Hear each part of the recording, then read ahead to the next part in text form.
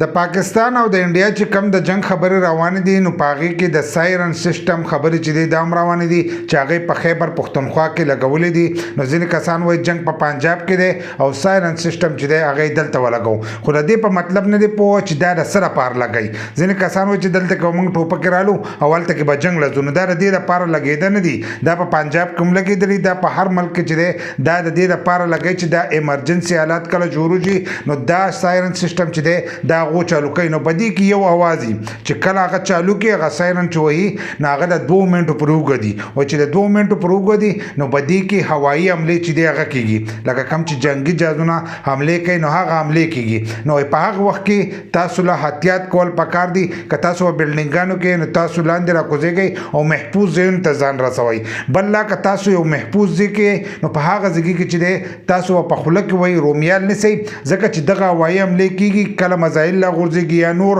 اوازونه راشي د جاز خپل اوازونه نو د دې دومره وایبریشني چې د انسان د غاښونه نه دي دا به د شونډو کې واپسي وردن نه کیږي. نو دا د دې دپاره دا سایرن سسټم دی چې حمله وشوه او ته په ټایم باندې خبر شې. هر ټایم خو د سړي سره موبایل نه یا هر ټایم خو سړی ټي وي ته نه ناست، خو کله چې دا اواز شروع شو نو په هغه ټایم کې چې دی تاسو به ځان محفوظ ځایونو ته رسوئ. بل لا نن سبانه جنګ چې دی هغه د ټکنالوژۍ جنګ دی، داسې نه دی چې ټوپک به تاسو راغستې او بارډر ته چې دی هلته کې به ځان رسوئ. نو کوم کسان چې بدې باندې تنقید کوي چې دلته کې لګېدلي نو دا د دې لپاره لګېدلي دي چې تاسو په ټایم سره د جنګ نه خبرېږئ چې جنګ چې دی دا شروع شو.